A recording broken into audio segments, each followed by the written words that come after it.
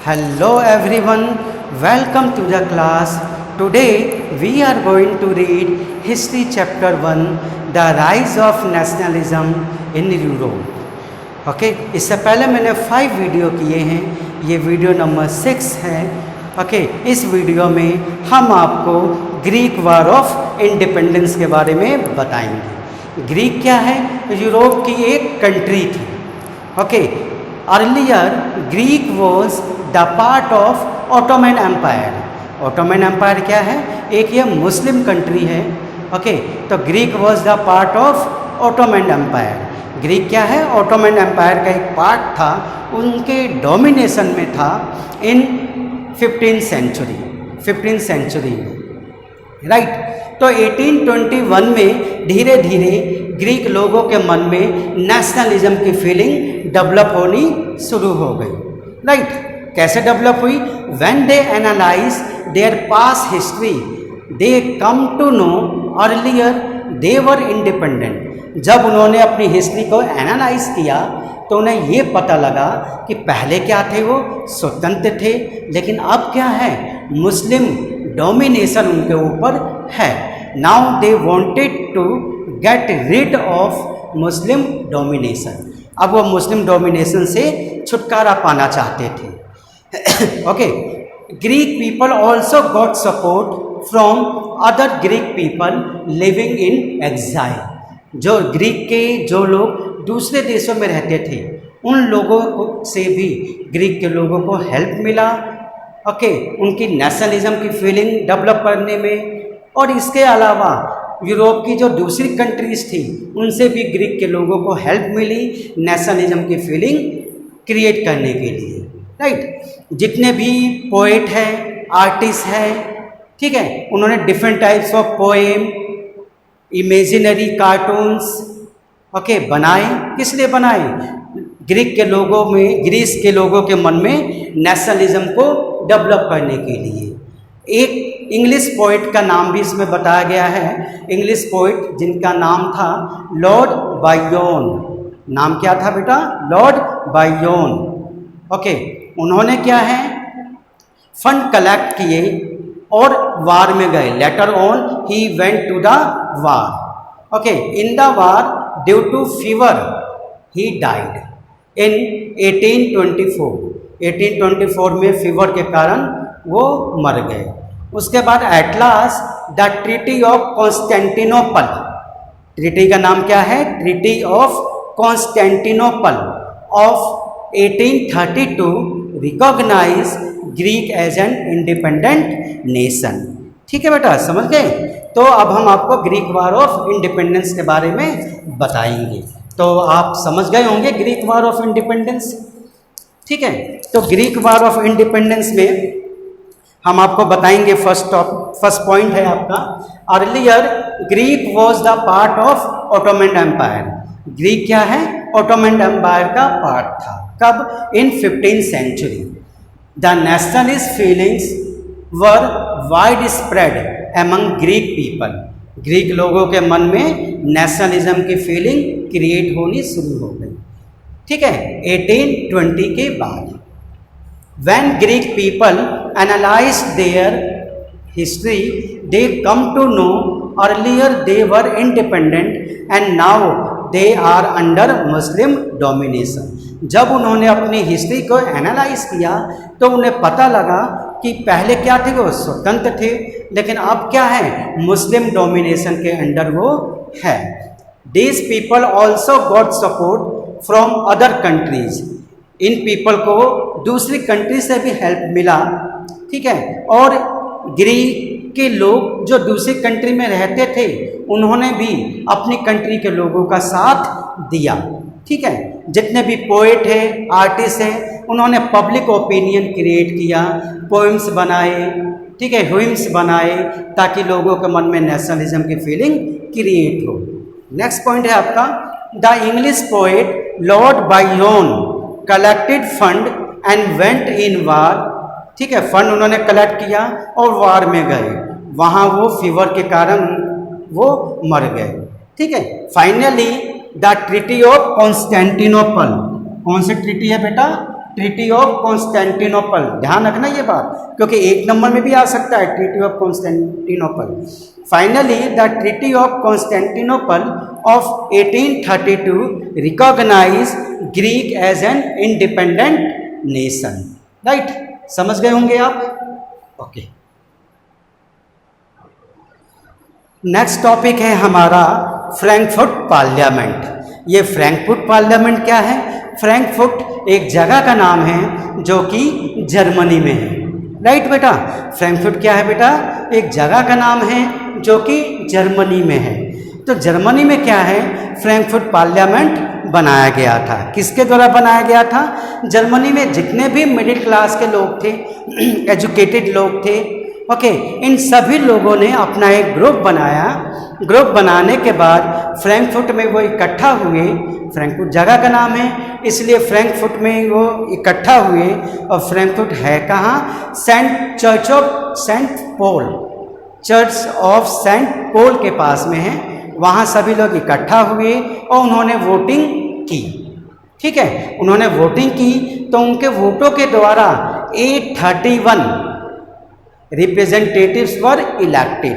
कितने लोग इलेक्टेड हुए बेटा? 831, 831 लोग चुने गए। कब की बात है ये? 18 मई 1848। कब की बात है ये? 18 मई 1848 की बात है ये। तो 831 रिप्रेजेंटेटिव क्या है?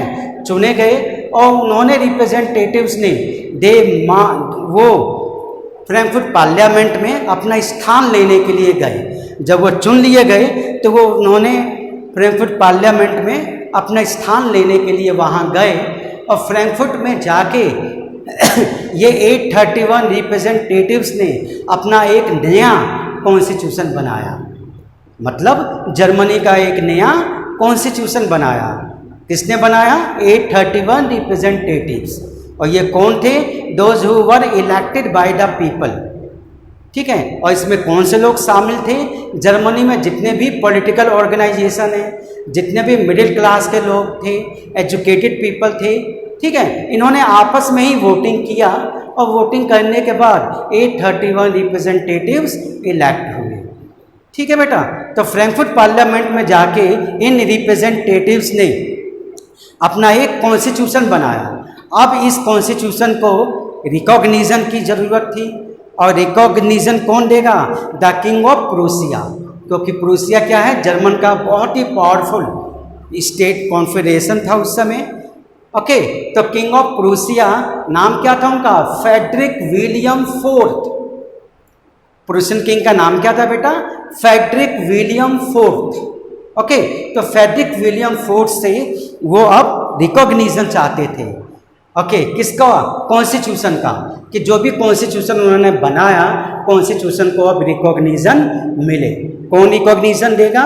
Prussian king Frederick William fourth. वो क्या है? कॉन्स्टिट्यूशन को रिकॉग्निशन देंगे। लेकिन जब किंग को इस बारे में पता चला तो किंग ने क्या है? रिकॉग्निशन देने से मना कर दिया। और मना करने के बाद सभी आदमियों को जाने के लिए कहा। लोग वहाँ से नहीं गए, फ्रैंकफर्ट पार्लियामेंट से लोग नहीं गए।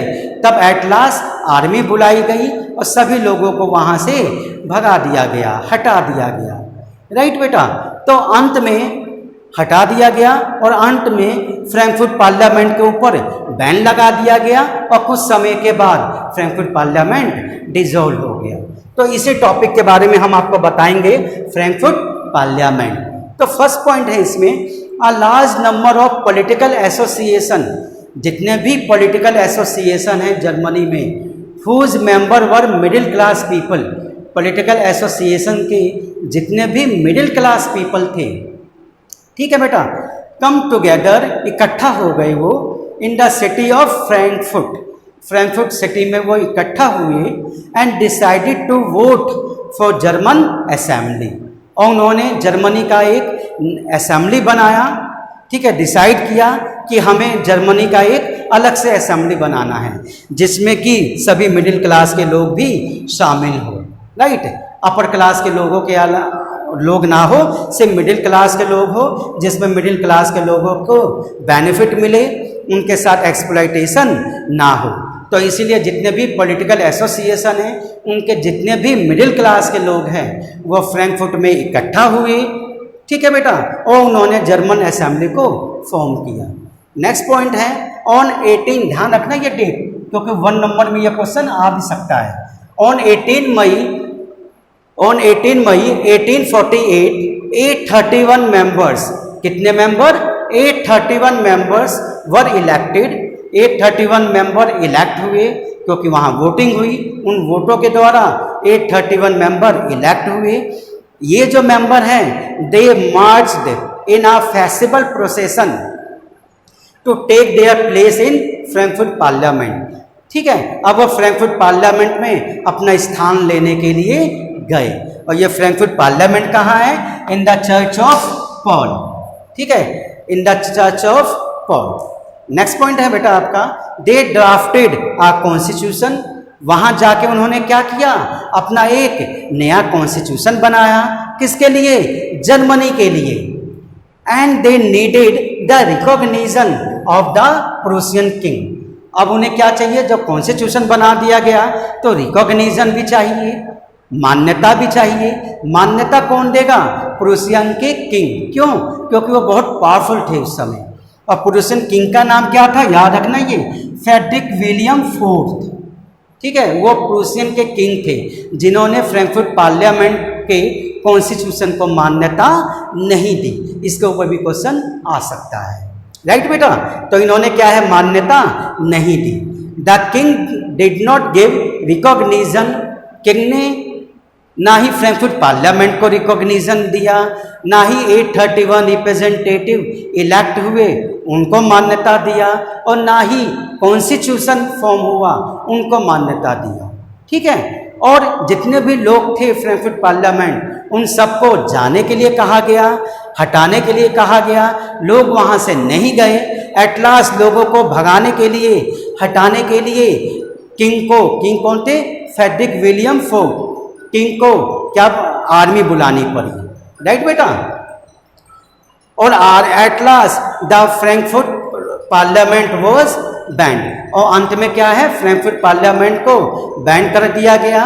Later on it was dissolve, और अंत में क्या है? ये डिसॉल्व हो गया। तो आई होप आपके इस समझ में ये टॉपिक आ गया होगा, Frankfurt parliament. Okay, thank you.